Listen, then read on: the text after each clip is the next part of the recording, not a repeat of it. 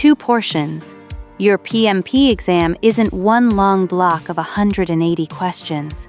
It's 2 separate portions, and the first one closes permanently before you've even seen the second. Most candidates walk in picturing one flat stretch of questions. That picture costs them. And sitting somewhere in those 180 are 10 questions that don't count toward your score at all. Nobody tells you which 10, and that's deliberate. Hey everyone, Erica here.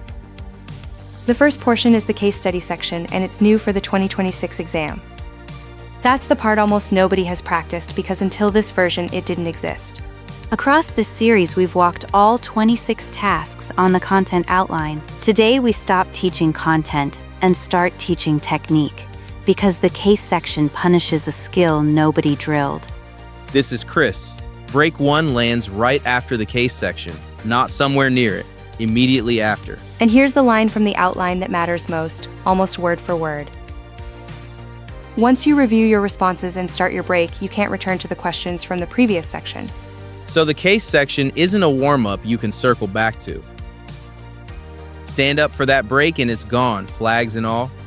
After the break, you're into the independent questions, the ones that stand on their own with no shared scenario.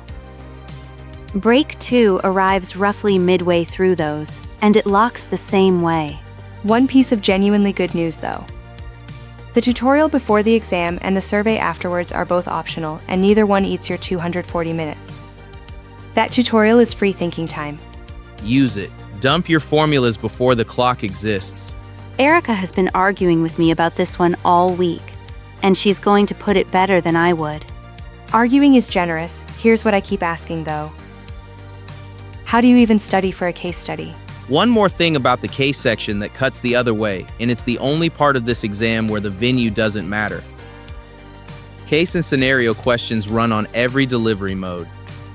Center or online at home, you get them either way. Which is not true of 4 of the other formats, and that's next week's episode. But it means nobody escapes this section by choosing where to sit. So that's the shape of the day. 2 portions. The case section first, and a door that shuts behind you. And every practice question you've drilled so far has been the second portion. Before we keep going, one small favor that actually moves the needle. If this is landing for you, tap like, then subscribe and turn on the bell so you do not miss the rest. 2 taps, completely free, and it pushes this in front of more people who need it.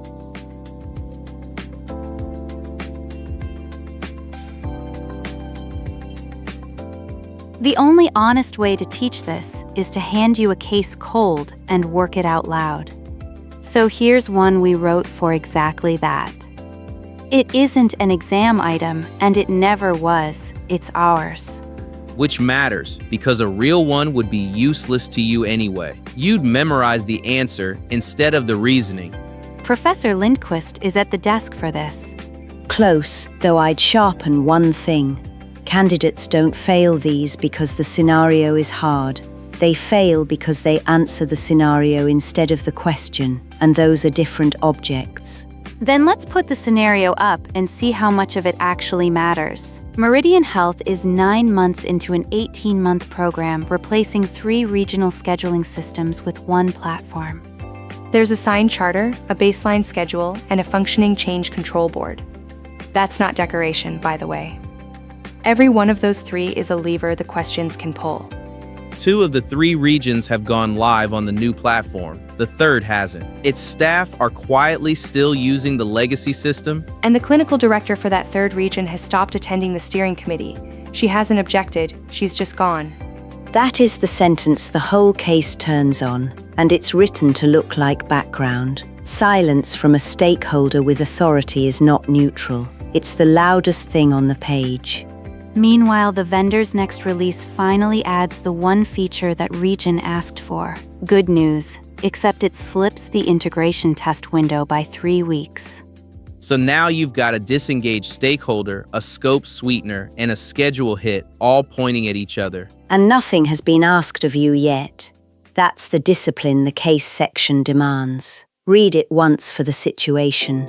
Note who holds authority and what's already baselined. and resist deciding anything. And a case can carry visuals as well as prose. The outline says the scenario may include graphs or charts to give you additional context, which means a chart can be load-bearing rather than decorative.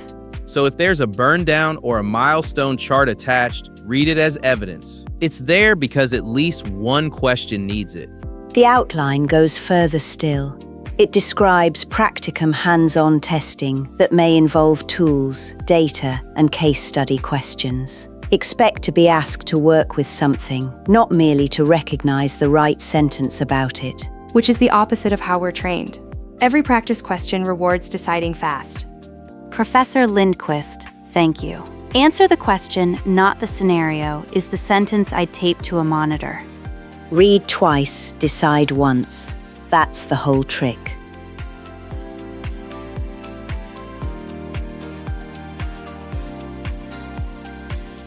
One scenario, then a series of questions off it. That's the format, straight from the outline, and it changes the arithmetic of your time completely.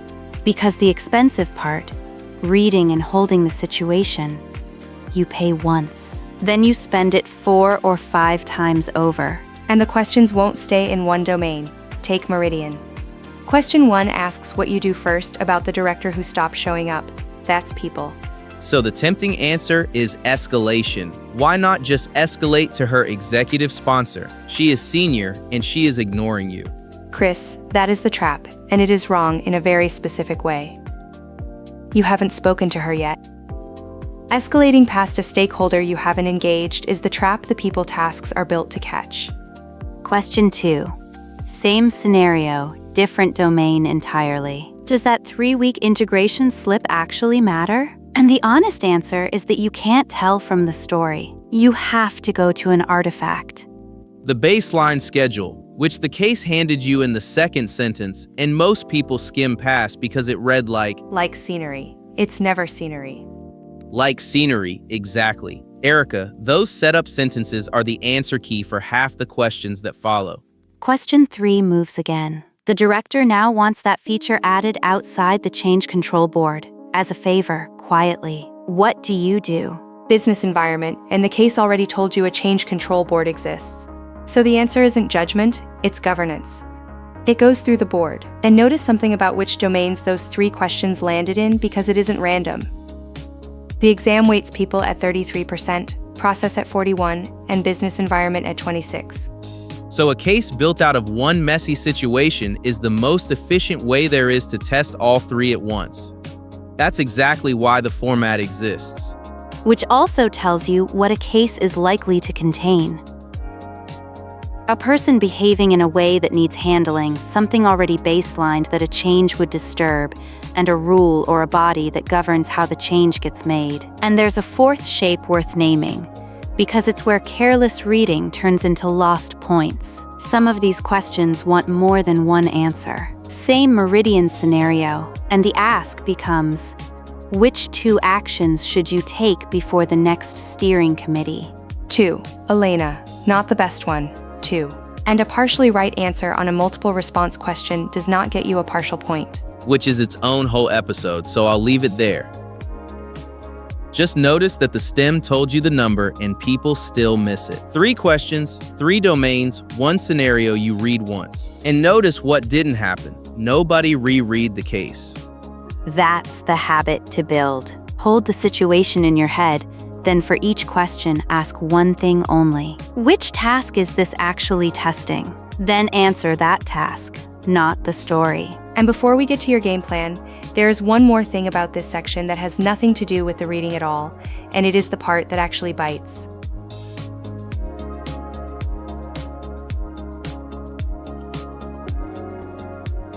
At the top, I said 10 of your 180 questions don't count. Here's the part that changes how you sit the case section. They're not grouped, they're not flagged, they're scattered. Professor Lindquist, this is yours. 10 pretest questions, randomly placed throughout the whole exam. They exist so PMI can validate future items, and they don't touch your score. And because they're random, some of them are almost certainly inside your case block. So a question in the case section that feels bizarrely hard might be one that doesn't count. Or might just be hard. right, and that's exactly why guessing which is a losing game.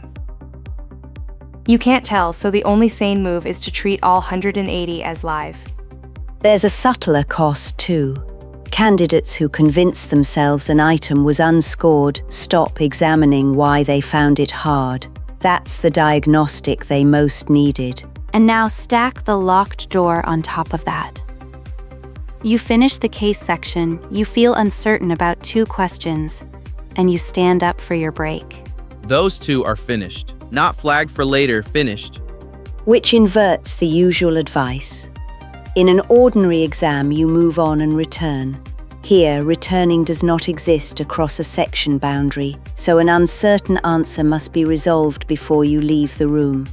Even if resolving it means committing to your best read and accepting it. A decided answer beats an abandoned one, because abandoned is just blank. There's one more reason to take the case section seriously as its own thing. The outline describes practicum hands-on work with tools and data sitting inside this exam, and that's the sort of item that eats minutes you didn't budget. So build slack into the first portion, not the second. The second portion is where you can move fast. And the second break locks in exactly the same way, which people forget because by then they've stopped thinking about structure. Break 2 sits roughly midway through the independent questions. So the exam is really 3 closed compartments, not 2. Case section, first half of the independent questions, second half.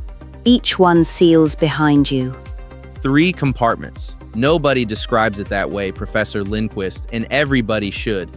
Professor Lindquist, thank you. The point about people writing off their own hard questions as unscored is the one I hadn't considered.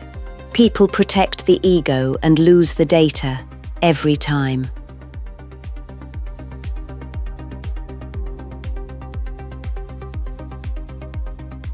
So what does all of that turn into on the morning?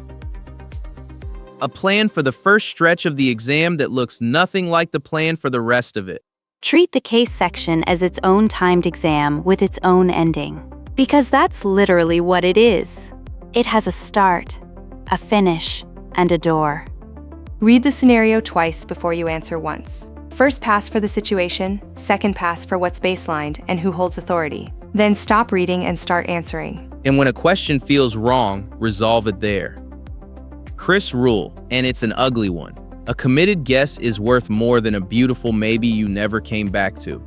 Chris, that's the least comfortable sentence in this episode, and it's also the correct one. Take the tutorial, it's optional and it doesn't touch your 240 minutes, so it's the only free time the whole day gives you. Empty your formulas onto the board before the clock exists. Then change how you practice. If every rep you do is a standalone question, you've trained for the second portion and skipped the first. Picture Amara Osei, a delivery lead with 7 years on hospital IT rollouts who did 400 standalone practice questions and not one case block. She walked into the case section having never held a scenario across 4 questions. She passed. She described the first 40 minutes as the worst of her professional life.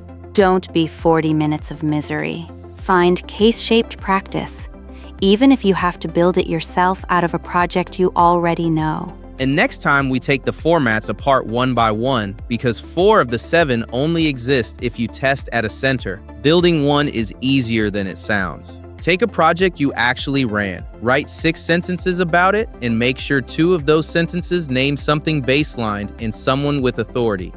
Then write 4 questions off it that each land in a different place. One about a person, one about the schedule, one about governance, and one that wants 2 answers instead of 1. And hand it to somebody else to answer. You'll discover in about 90 seconds which of your 6 sentences was actually load-bearing, which is exactly the muscle the real section tests. One last practical note on timing. You have 240 minutes for 180 questions, which averages out to about 80 seconds each. But the case section does not spend time evenly because the reading is front-loaded. So the first question off a case is expensive and the 4th is cheap. Budget by block, never by question. If one thing survives today, make it this. The case section rewards holding a situation still while the questions move around it, and that's a skill you can only build by practicing on whole cases. Which is a better use of a weekend than another 400 questions.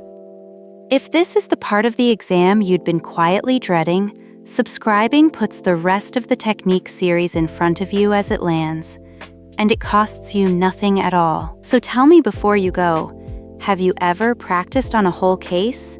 Or only on single questions? Go build one case for yourself this week. This is Elena, and I'll see you in the next one.